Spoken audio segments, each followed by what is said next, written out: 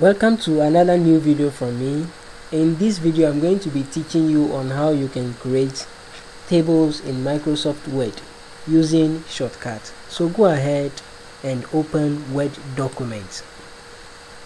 Now put the cursor at where you want to start and have a click. The rule is that you start with a plus and end with a plus. So after the plus, introduce some hyphens, then another plus, some hyphens, and a plus, in that order. Alright, so the reason for using shortcut is that with a shortcut you'll be able to determine the length of your column. So let's say I want to use the first column here for serial numbers, names, and perhaps index and sex, and maybe another thing here.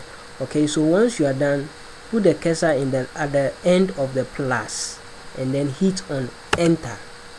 Once you hit on enter, you have your table. Alright, so maybe this one for serial number, names, indices, sex, and maybe levels. Alright, now once you are done, put the cursor in the last box and hit on tab. Alright,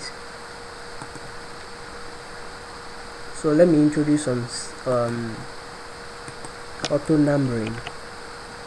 Alright, so once you put the cursor in the last box, you hit on tab, you have more tables rolling under. So the more you hit on tab, the more tables you have. So this is how to create tables in Microsoft Word using Shortcut. If you have not subscribed to my channel, do so now, and then don't forget to hit on the notification bell so that you won't miss any of my videos anytime I upload them. Ciao, see you in the next video.